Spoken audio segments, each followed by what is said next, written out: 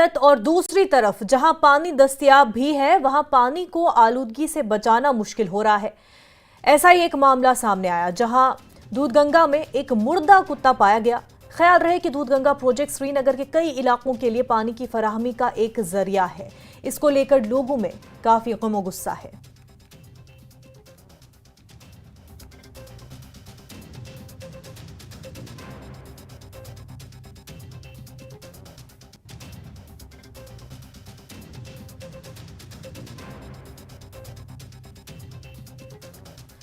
तो इस वक्त हमारे साथी राजन वेद जम्मू से और सरोज कफील श्रीनगर से जुड़ चुके हैं। राजन, आप बताएं, आप जिस मकाम पर मौजूद है, क्योंकि जो मौसमी हालात बने हुए हैं, लोगों को पानी की किल्लत का सामना है और इस हवाले से हालांकि सीएम ने भी ट्वीट किया है, लेकिन वहां की क्या सूरत हाल है, आप हमें बताएं।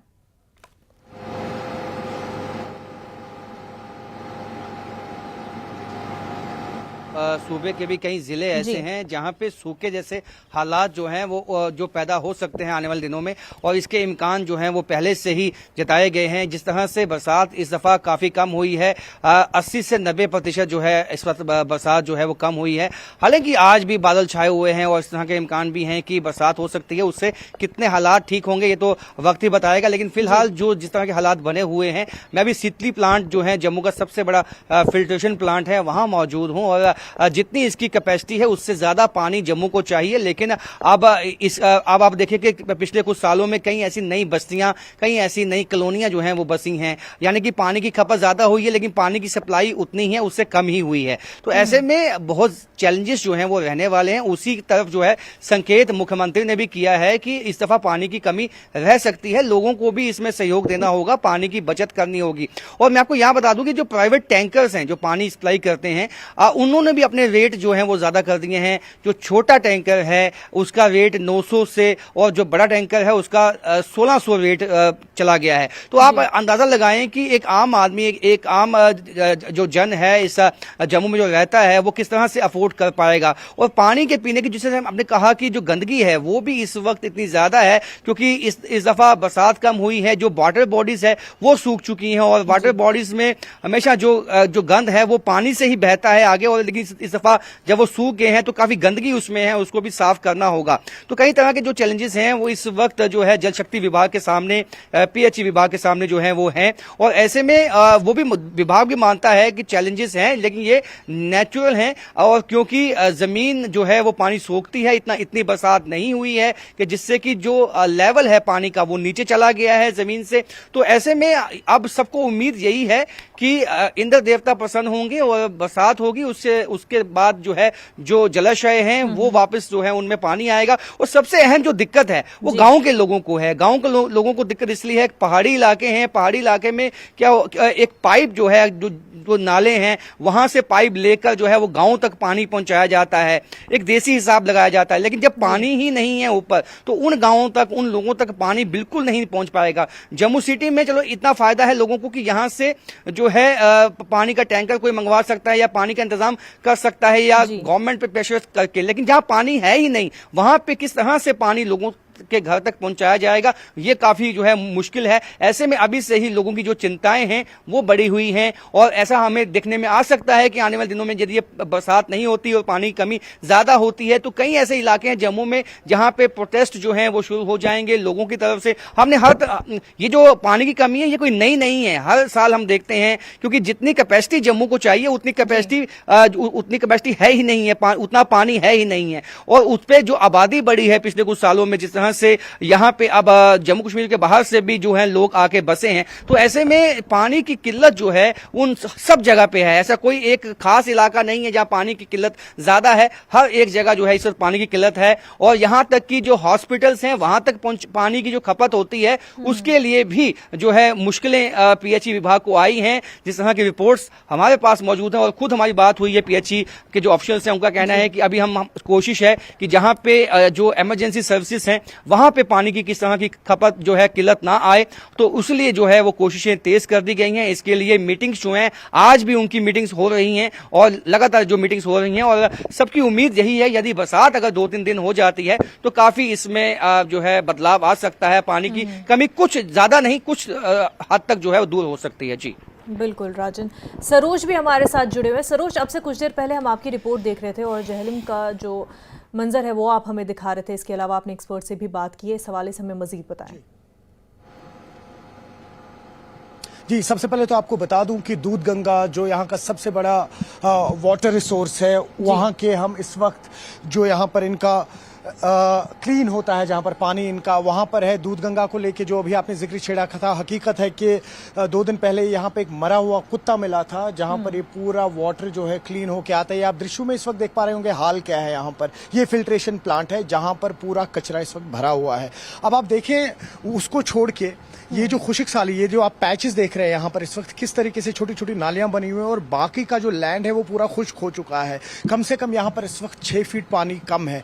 और आपने देखा पीएचई का ऑर्डर आया है आज ही 20 तारीख यानी कल, यही दूध गंगा का जो फिल्ट्रेशन प्रोजेक्ट है जो तमाम श्रीनगर के एरियाज को पानी दस्तयाब करता है, वो कल बंद रहेगा क्योंकि यहाँ पर साफ सफाई होनी है। देखिए, साफ सफाई का तो एक बहाना है ही है, लेकिन साथ ही साथ खुशक साली चल रही है, सूखा पड़ा हुआ है, तो पानी को इस वक्त कैसे बचाया जाए, कितना रिटेन किया जाए, कोशिश वही चल रही है। तो ये तो 20 तारीख की एडवाइजरी आई है पीएचई की तरफ से। वही 21 और 22 की एक और एडवाइजरी है जहां पर मुख्तलिफ इलाकों में, स्पेशली शहर खास के जो जिसे हम डाउनटाउन का एरिया भी कहते हैं, वहां पर भी वाटर स्केर्सिटी रहेगी। तो कहीं ना कहीं इस वक्त आने वाला जो समर है उसको लेके काफी ज्यादा चैलेंजिंग है। आपने अभी खुद भी सुना, पीएचई के जो चीफ इंजीनियर है ब्रह्म ज्योति शर्मा, उन्होंने भी कहा कि मुश्किलात हैं, नेचुरल क्लाइमेट है। हालांकि आज ही एक मिटिगेटेड एक मीटिंग हुई है जिसमें इन 10 डिस्ट्रिक्ट्स के डीसीज को बुलाया गया था, जहां पर एग्रीकल्चर से जुड़े हुए लोग, हॉर्टिकल्चर से जुड़े हुए ऑफिशियल जो और पीएचई के चीफ इंजीनियर थे। और वहां पे यही प्लान हुआ है कि ऊपर वाला ना करे ऐसी कोई सिचुएशन आ जाती है आने वाली गर्मियों में यहाँ पर कि सूखे की सिचुएशन आए, तो हमारे पास कंटिजेंसी प्लान क्या रहेगा, या जिसे हम कहते हैं कि बैकअप प्लान क्या रहेगा। और उसके चलते हुए आपने देखा उमर अब्दुल्ला ने भी ट्वीट किया है कि पीएचई जो है वो जो पानी के सिलसिले में यहाँ पर इस वक्त कमी आ रही है या कटौती आ रही है, उसको लेके हम पर्सनली मॉनिटर कर रहे हैं। उनकी भी मीटिंग है कल पीएचई की चीफ इंजीनियर के साथ। तो काफी ज्यादा चैलेंजिंग है यहाँ पर और कई सारे फैक्टर्स है, जैसा आप देख ही रहे हैं, मुख्तलिफ कॉर्नर से मुख्तलिफ ओपिनियंस आ रहे हैं। जैसा मैंने अभी भी आपको कहा कि ये देख लीजिए फिल्ट्रेशन प्लांट जो है, हालत देख लीजिए आप, यहाँ पर क्या है, पानी है नहीं, उसी के कारण जो ये गंदगी है ये भी बहुत ऊपर को आ गई है। तो कल तमाम जो यहाँ पर ये फिल्ट्रेशन प्लांट है दूध गंगा का, यहाँ पर साफ सफाई के चलते हुए पानी कहीं पे भी दस्तयाब नहीं होगा। चैलेंजेस है, जैसा अभी राजन भी कह रहे थे कि स्पेशली जो शहर है उसमें तो मैनेज हो ही जाता है, लेकिन गांव है वहां पर थोड़ा सा चैलेंजेस काफी ज्यादा बढ़ जाते हैं। उसी के चलते हुए आपने देखा कि बारामुल्ला में जो इस वक्त जहलम वितस्ता हमारी है, जो लाइफ लाइन है यहाँ पानी की, जहलम जब नॉर्थ कश्मीर की ओर पहुंचती है, बारामुल्ला की ओर पहुंचती है, तो महज एक नाली के रूप में आपको वहां पर वो इस वक्त दिखेगी। वही आपने देखा साउथ कश्मीर के अनंतनाग जो टाउन है, वहां पर 3 ऐसे बड़े मेजर टाउन है जहां पर पानी की आज कटौती की गई है। तो कुल मिला के अगर हम बात करें, अब जाके असरात दिख रहे हैं इसके, और ये मुनज़्ज़ा असरात आज के नहीं है। आज अगर हम बोल रहे हैं कि 80% का डेफिसिट है बारिश या बर्फ में, वो आज का नहीं। आप देखिए पिछले 5 साल से यहाँ पे बहुत ही हम कहेंगे डेवलपमेंट्स तो हुई है, जिसमें मैकेनाइज्ड पार्किंग्स बनी है या कई सारे ऐसे नए इंस्टीट्यूट से ऑर्गेनाइजेशंस बनी है, लेकिन बार बार बात होती थी सस्टेनेबल डेवलपमेंट की। अगर आप एक जगह पे 400 पेड़ काट रहे हैं क्योंकि वहां पर आप मैकेनाइज्ड पार्किंग बना रहे हैं लोगों के लिए, लेकिन वो जो 400 पेड़ वहां पर थे उनका क्या, उनके बदले आपने कुछ और नहीं लगाया है या कहीं और वो पेड़ नहीं लगाए हैं। तो कहीं ना कहीं ये मसला आज का नहीं है। खुशक साली आज अगर हमें दिख रही है तो पिछले 4-5 साल से कलेक्टिवली कहीं ना कहीं हमारी कमी रही है, एडमिनिस्ट्रेशन की कमी रही है। उसके कारण आप देख पा रहे हैं कि अब जाके खुशक साली के इंपैक्ट हमें दिखने लग गए हैं। और वही ऊपर से रेन डेफिसिट, स्नो डेफिसिट, आप जानते ही है आज चले खुर्द भी खत्म हो चुका है, चले बच के 10 दिन बचे, महज 8 दिन बचे हुए हैं अब। और इस पूरे स्पैन में जो आपने देखा चले कलान, चले खुर्द या में, ये जो टोटल 60 दिन का प्रोसेस रहा, इसमें सिर्फ 2 बार बर्फ हुई, एक तो दिसंबर के एंड के दिनों में और जनवरी के कुछ पहले दिनों में, और वो भी ना के बराबर। और हैरानी तो यह है कि कई सारे ग्लेशियर जो है, स्पेशली सोनमर्ग एरिया का जो थाजवास ग्लेशियर है, वो भी तेजी से पिघल रहा है। तो कई सारे ऐसे फैक्टर्स हैं इस वक्त जिनके कारण हम ऐसी सिचुएशंस देख पा रहे हैं। तो आपने सुना जितने भी तमाम ऑफिशियल्स हैं, टॉप ऑफिशियल्स, भले ही वो पीएचई के चीफ इंजीनियर हुए, आपने मेट के डायरेक्टर को भी सुना, एग्रीकल्चर के ज्वाइंट डायरेक्टर को भी सुना, कहना यही है कि उनकी तरफ से जितने भी पॉसिबिलिटीज हैं वो तो अपनी तरफ से कर ही रहे हैं, लेकिन कहीं ना कहीं जिम्मेदारी हमारी भी बनती है। ऑफ कैमरा जब हमारी बात हुई अभी पीएचई चीफ इंजीनियर से, वो भी कह रहे हैं कि देखिए पानी उतना ही इस्तेमाल करें इस वक्त जितनी जरूरत है। आप गाड़ियां धो रहे हैं, जिम्मेदारी से धोए। आप अपने बागों में पानी दे रहे हैं, जिम्मेदारी से। ऐसा नहीं कि आपने पाइप छोड़ दिया और पानी इस तरह के इकदाम बिल्कुल काफी जरूरी है, सभी को रिस्पॉन्सिबल होना बेहद जरूरी है, और खासतौर से अब इस वक्त पर। लेकिन जैसा कि आपने जिक्र किया, सीएम ने अपने ट्वीट में भी कहा कि अभी के हालात नहीं है, कई सालों से इस तरह के हालात जो है होना शुरू हो चुके थे, तब से इकदाम हो जाने चाहिए थे, शुरू हो जाने चाहिए थे पहले से इंतजामिया की तरफ से। ये एक तो ये, और दूसरा ये कि जो आपने जिक्र किया और जहां पर आप इस वक्त मौजूद है, मौसमी हालात एक वजह, लेकिन उसके बाद ये जो हालात बने हुए, इतनी गंदगी है, हर एक चीज तो हम मौसमी हालात पर नहीं छोड़ सकते, वेदर जो चेंज हुआ है उन पर तो नहीं डाल सकते, लेकिन जो जिम्मेदारान हैं उनको इन मामलों पर भी, जो हाइजीन के मामले हैं या फिर साफ सफाई के मामले हैं, उन पर तो इकदाम वक्त रहते लिए जाने चाहिए थे। देखिए, पहला सवाल का जवाब ये है, अगर आप इस वक्त यही चीज इलेक्टेड गवर्नमेंट से पूछेंगे तो वो ये कहेंगे कि इससे पहले हम 5 साल के लिए, 6 साल के लिए हद इख्तियार में थे नहीं। तो उनके पास तो एक बहुत बड़ा रीजन है।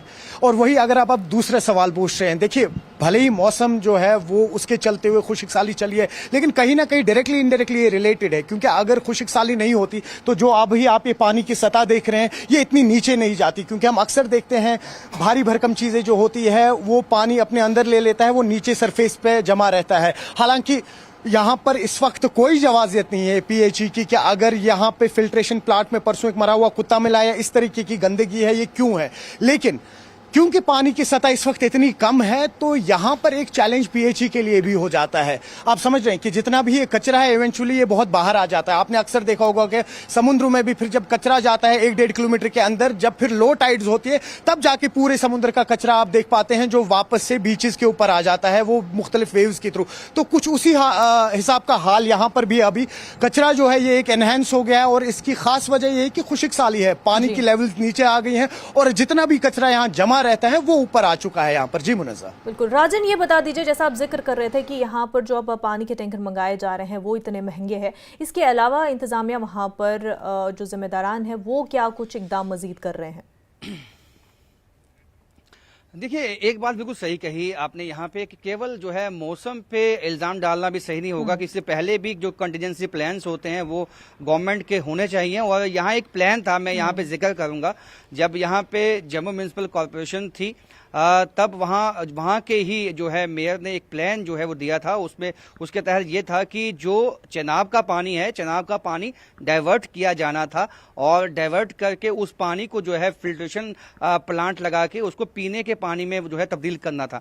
लेकिन आज तक वो जो है उस पर कुछ ज़्यादा काम हो नहीं पाया है, और हालांकि उसमें जो है वो फंड्स की भी कोई कमी नहीं थी उस वक्त जो हमने बात की थी जब वो मेयर थे।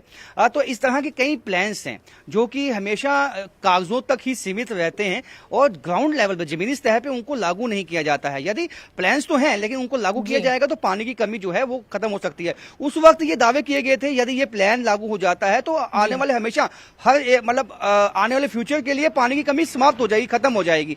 लेकिन वही बात है कि जब जिस तरह से सरोज ने कहा, अब जो हुकूमत यहाँ पे अब पावर में आई है वो यही कहेंगे, अभी वो आए हैं चीजों को समझेंगे, और जो पहले थे वो क्या कहेंगे, अब तो हम पावर में नहीं है। ये एक विडंबना है। ये एक बात है कि जो पिछले प्लान है उसको किस तरह से एग्जीक्यूट करना है उसके लिए एक तरह से ट्रांसपेरेंसी जो है वो अब तक जो है सामने दिखाई नहीं दी है। लेकिन वो यदि होता है, वो प्लान एग्जीक्यूट होते हैं तो पानी की कमी दूर भी हो सकती है। दूसरा जो ये ऐसा है कि जो टैंकर्स की जो है कमी, अब प्राइवेट प्लेयर्स हैं वो काफी कम हैं, और ऐसे में एक तरह से मोनोपोली बना के वो यहाँ पे चलते हैं। और यदि उन्होंने आपसे 900 रुपए मांगे हैं छोटे टैंकर के, तो 900 रुपए से 800 रुपए नहीं आएंगे, वो 700 रुपए नहीं आएंगे। तो अगर ये तो अभी हाल है, जब अभी तो जो मौसम है इतना ज्यादा गर्म नहीं हुआ, इतनी ज्यादा जो है जो हीट है, हीट वेव्स नहीं आई हैं। जब हीट वेव्स आएंगी, जब आने वाले दिनों में जो गर्मी है जम्मू मैदानी इलाकों में किस तरह की होती है ये सब जानते हैं। तो ऐसे में तब अगर ये पानी की कमी रहती है तब लोगों को कितनी ज्यादा मुश्किलें आने वाली हैं ये सहज ही हम अंदाजा लगा सकते हैं।